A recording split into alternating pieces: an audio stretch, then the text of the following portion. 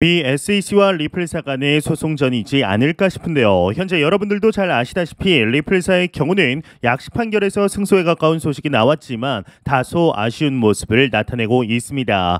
이에 XRP 투자자분들이 절대로 잊으면 안 되는 이 리플의 오디세이에 대해서 다시 한번 상기를 시켜보려고 하는데요. 구독과 좋아요, 알림 설정 부탁드립니다. 안녕하십니까. 암호화폐 정보를 전달해 드리는 닥터 비트맨입니다. 네, 평일의 시작 월요일도 슬슬 마무리되고 있습니다. 어떻게 편안한 밤 잘 보내셨나요?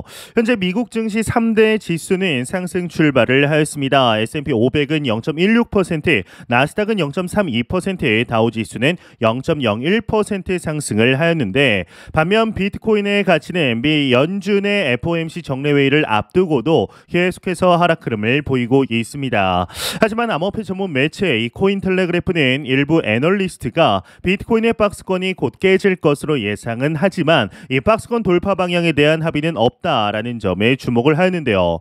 이제 최근 들어서 이 비트코인에 대한 투자 열기가 줄어든 반면 이더리움과 리플 등에 대한 투자가 집중됐다라는 분석 또한 즐비하고 있습니다. 이 블록체인 매체 코인데스크는 24일 암호화폐 운용사 코인시어스가 이 같은 내용을 담은 보고서를 발표하였는데 이 보고서에 따르면 지난주 암호화폐 펀드에 650만 달러가 유출이 되었고 그 전 4주 동안에는 7억 4,200만 달러가 유입이 되었습니다. 즉 이 말은 추세가 바뀌었다라는 뜻인데 특히 비트코인 투자 상품에서 1,300만 달러가량의 자금이 유출이 된 것이죠. 지난달 중순부터 금융권이 비트코인 현물 현물 ETF 출시를 준비한다라는 소식이 알려지면서 비트코인 관련 상품의 투자금이 몰렸는데요. 그러나 최근 들어 이런 흐름을 이어갈 만한 호재가 등장하지 않았다라는 분석입니다.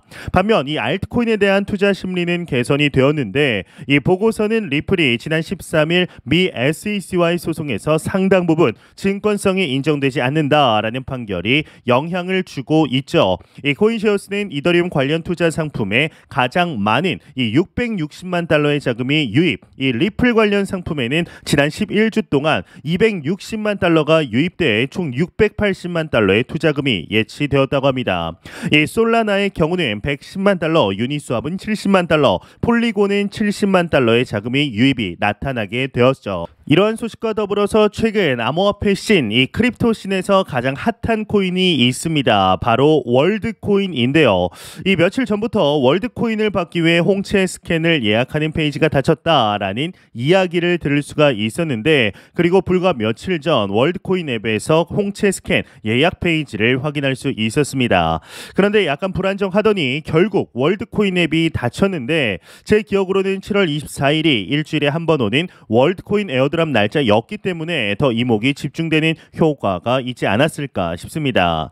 현재 다양한 여러 루트를 통해서 소식이 나오고 있는데 이 월드코인이 바이비트에 상장될 것이라는 뉘앙스의 소식도 전해졌었고 이 외에도 몇몇 거래소의 월드코인의 입금 주소가 만들어졌다라는 소식도 계속해서 나왔습니다. 사실 이 월드코인의 상장이 이렇게 빨리 이뤄지게 될 줄은 예상치 못했는데 상장만 했다 하면은 이 SEC에서 증권성 시비를 걸기 때문에 불안했던 것이죠. 하지만 리플 판결에서 개인을 대상으로 한 토큰은 증권이 아니다라는 결과가 나오면서 아마도 월드코인 상장에 힘이 실리지 않았나 싶습니다.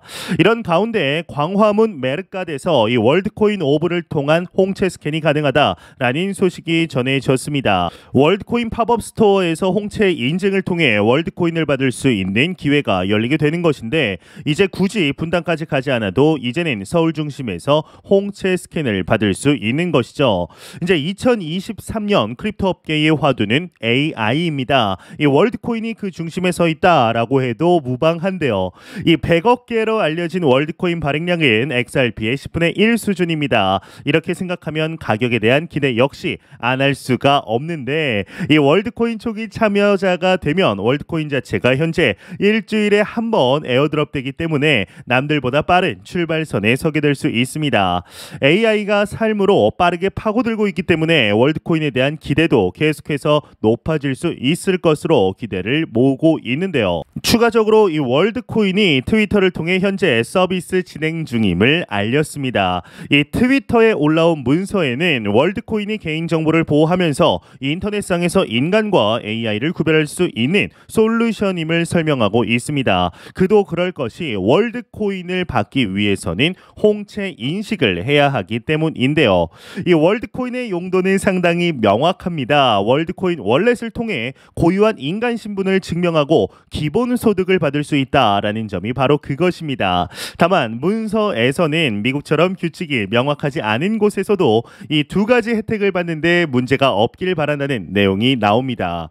이는 이제 월드코인 역시 증권성 시비가 충분히 가능하기 때문인데, 하지만 월드코인은 기업에 판매를 하지도 않았고 자격이 있는 개인에게 에어드랍 형식으로 지급이 된 데다 최근 리플의 SEC 소송 약식 판결을 볼 때 증권성에서는 상대적으로 자유로울 수 있을 것으로 보입니다. 다만 최근 미 영화 업계의 작가 노조와 배우 노조 파업 상황에서 갑작스럽게 나온 이 월드코인 상장 소식이 어쩌면 쫓기면서 나오는 것은 아닌지 우려를 지울 수가 없습니다. 이 정부 차원에서 이를 막을 가능성도 있었겠지만 현재로서는 일단 주사위는 던져졌습니다.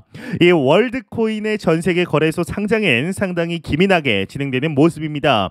이 국내에서는 빗썸이 상장 소식을 먼저 알렸고 바이낸스, OKX, 바이비트, 후오비, MEXC 같은 메이저 거래소들이 모두 상장 소식을 알렸습니다. 오픈 AI라는 가장 앞서 있는 AI 기업이 내놓은 코인이라고 하니 이제 딱히 시비를 가릴 것도 없죠. 이 오픈 AI면 현재 유명한 것이 챗 GPT다라고 볼 수가 있는데, 다만 앞으로의 가격에 대해서는 여러 우려가 존재합니다. 이 월드코인 앱의 현재 가입자는 200만 명으로 매주 한 사람에게 에어드랍이 된다고 가정해도 이제 한 주에 200만 개, 1년이면 1.04억 개가 발행이 되는 것입니다.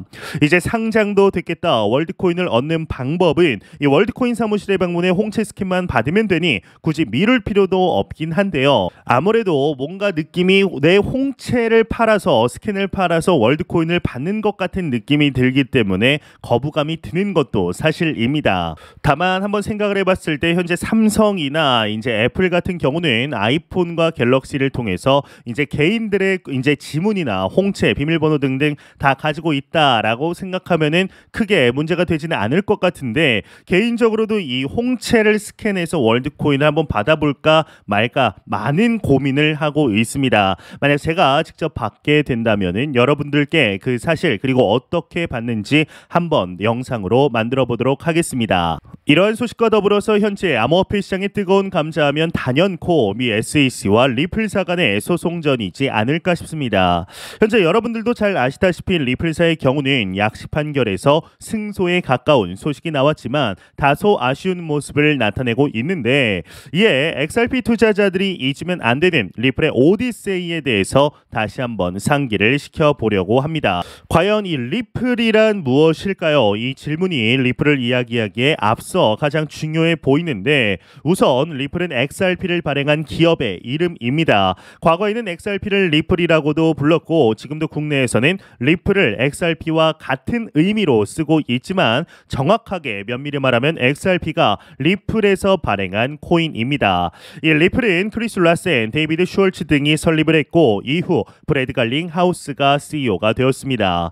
XRP는 국제은행 거래에 이용되는 결제 수단으로 저렴한 수수료와 빠른 속도로 송금 네트워크 역할을 하고 있습니다. 은행들 사이에서는 이 ODL이라고 불리우는 거래소가 있는데 ODL에서 나오는 수익이 리플의 주요 수입원입니다. XRP의 발행량은 1,000억 개로 리플은 에스크로 계정에 550억 XRP를 프리즈하고 이제 매월 시장에 XRP를 발행하면서 안정적으로 공급을 하고 있다라고 주장하고 있습니다. 하지만 이로 인해 XRP 가격이 오르지 않는다라는 투자자들의 불만 또한 듣고 있는데요. 초기 리플은 리플스라는 명칭의 디지털 자산을 이용하다가 이후 통화단위인 XRP로 이름을 통합합니다. 이후 리플은 글로벌 거래를 촉진하고 지불 비용을 줄이는 모든 자사의 프로덕트와 서비스 연합인 리플렛을 출범하기에 이르는데, XRP는 이 생태계의 유틸리티 토큰입니다. 이 블록체인 태동 초기에 출범한 위험한 리플은 비트코인, 이더리움과 늘 비교당하는 위치에 있었습니다. 실제로 인기가 비트코인, 이더리움에 못 미치는 것이 현실인데요. XRP 가격이 오르지 못하는 이유에는 여러 가지 꼽히지만 실은 시가총액 때문이다라고 보는 것이 무방합니다. 지나치게 많은 1천억 개의 발행량으로 인해 가격 상승의 한계가 있습니다. 그러다가 2020년 11월 플레어 네트워크 소식이 나오면서 XRP 가격 펌핑에 대한 기대를 크게 받다가 2020년 12월 SEC로부터 증권성 소송을 당하면서 가격 상승의 동력을 잃게 됩니다. 2021년 불장에서는 과거 2018년 1월 가격의 절반 수준에서 상승을 멈추게 되는데 2023년 7월 마침내 기관 투자자에게 판매된 XRP는 증권, 개인 투자자 간 거래되는 XRP는 증권이 아니다라는 약식 판결이 나오면서 리플은 절반의 승리를 거두게 됩니다. 하지만 SEC가 항소할 가능성을 내비치면서 가격이 다시 한번 하락했습니다. 이 약식 판결이 나왔을 때 리플의 가격은 0.8달러를 넘기기도 했지만 이 마의 1달러 벽을 넘지 못했습니다. 다만 XRP 홀더 커뮤니티가 단단하다라는 점, 시총 10위 안에서 여전히 XRP가 건재하다는 점, CBDC와 글로벌 은행들의 리플 채택이 기대된다라는 점이 이 강점으로 꼽히고 있는데요. 현재 지금 당장의 가격은 XRP가 다소 아쉬운 모습, 약식 판결 속에서도 아쉬운 모습을 보여주고 있지만 앞으로 이제 추가적으로 나온 소식 플러스 리플사의 사업 확장 속도에 따라서 어떠한 모습을 보여주게 될지는 충분히 기대해봐도 좋지 않을까라는 생각이 듭니다. 네, 안 보고 가면 섭섭하겠죠. 마지막 크립토 공포 탐욕 지수입니다. 전날 대비 5포인트 하락한 50포인트를 기록하며 여전히 중립 단계에 나타내고 있습니다. 이 지수는 0이면 공포, 100이면 낙관을 의미하게 되죠. 네, 이제 크립토컨트가 UTXO 생존 기간별 분포 지표를 공개했습니다. 이 지표는 비트코인이 이동을 하지 않고 홀딩한 기간별 실현 시가총액 대비 비율과 홀더들의 평균 단가를 나타낸 지표입니다. 이게 말이 어렵지만 쉽게 말해서 비트코인 장기 투자자들의 평균 매수 가격이다라고 이 정도로 이해하시면 충분한데요. 이 6개월에서 최대 2년까지의 비트코인 홀더들이 들고 있는 비트코인 평균 단가는 37,000달러대였습니다. 그러니까 이 말은 비트코인이 37,000달러 가격대에서 큰 저항을 받게 될 것이라는 말과도 같은데 이 손실에서 수익으로 전환하는 가격대는 많은 경우 중요한 지지와 저항 역할을 해왔습니다. 이 비트코인을 매수한 지 6개월에서 2년이 되었다라는 말은 2021년 처음 비트코인을 매수했다라는 말과도 같죠. 이후에 된통 물려서 어찌하지 못하다가 손실을 기록 중이다라는 것인데 사실 그렇다고 해서 이들이 멍청한 것은 절대로 아닙니다. 이 비트코인 투자에서 정말 멍청한 행동은 손실을 실현하는 것입니다. 당장 거래소 월렛에 손실로 나타난다고 하더라도 그걸 현금으로 실현시켜 버리면 진짜 돈을 잃는 겁니다. 하지만 비트코인 투자자들은 비트코인을 계속 홀딩 중입니다. 다시 오를 것을 믿고 있기 때문인데 더욱이 비트코인을 단순히 들고만 있었던 게 아니라 이 물타기를 했다는 사실을 알 수 있습니다. 이 비트코인 2년 홀더는 6개월 홀더이기도 하다라는 뜻인데 손실을 그대로 놔두지 않고 비트코인을 계속해서 매수해 물타기를 했고 덕분에 평단가가 37,000달러까지 낮아졌다라는 것이죠. 이 블랙록발 비트코인 상승으로 알트코인까지 펌핑이 일어났죠. 그 후에 그 약발이 다해 가다가 이제 리플의 약식 판결 소식이 나오면서 다시 한번 스몰 불장이 일어났는데요. 이제 지금 중요한 것은 이 알트코인이 얼마나 오르느냐가 아닙니다. 이 비트코인이 얼마까지 테스트할 수 있느냐가 이제 훨씬 더 중요한데 그에 따라 비트코인의 다음 사이클 신고점 가격이 결정이 됩니다. 이제 저는 비트코인의 다음 사이클 신고점 가격은 이제 20만 달러에서 30만 달러, 높게는 50만 달러까지 보고 있습니다. 이 정도의 수준의 상승이 일어나려면 비트코인 도미넌스가 더욱더 상승을 해줘야 합니다. 그리고 상승을 위한 모멘텀을 충분히 만들어낼 무언가가 필요하죠. 어쩌면 그 중요한 분기점이 이번 블랙록이 될 가능성 매우 큽니다. 이 알트코인의 난립으로 코인에 대한 이미지가 여전히 안 좋은 것 사실이지만 비트코인에 대해서는 보는 눈이 다릅니다. 일반인들도 비트코인이 향후 더 오르리라라는 사실에 대해서 상당 부분 동의합니다. 이건 엄청난 변화이죠. 2021년 이전 비트코인과 지금의 비트코인이 가지는 위상은 완전히 다릅니다. 이 만약 비트코인이 이대로 상승해서 37,000달러 달러 가격대까지 간다면 이 30에서 31K 저항과는 비교도 할 수 없을 정도의 강력한 저항을 마주하게 될 것입니다. 그러면 뉴스에서는 떠들어댈 겁니다. 이 비트코인 죽었다, 더 이상 자금 안 들어온다, 이런 절망적인 이야기들이 떠돌 겁니다. 그러면 그때부터는 크게 들어가도 됩니다. 어차피 비트코인은 200K에서 300K까지 갑니다. 높게는 500K까지도 갑니다. 이 37K에서 이제 매수를 해도 10배 이상 수익은 볼 수 있는 겁니다. 단기적으로 쓸 돈은 매수에 이용하면 안 됩니다. 이래서 2년 내내 반드시 써야 할 곳이 있는 곳에 쓸 돈을 건드리면 큰 위기에 빠질 수 있습니다. 그래서 지금부터라도 돈을 모아두어야 합니다. 하루 단 얼마씩이라도 모아두어야 기회를 잡을 수 있습니다. 이 기회를 잡은 사람들은 투자금 뒤에 0이 최소한 1개는 더 붙을 수 있다라고 개인적으로는 확신을 하고 있는데요. 제가 매영상 말씀드리지만 절대로 단기적인 시각으로 이 시장 바라보지 마시고 장기적인 시각으로 또한 오랜 시간 동안 함께 할 수 있는 여유 자금을 통하여 투자를 진행하시길 진심으로 바라보도록 하겠습니다.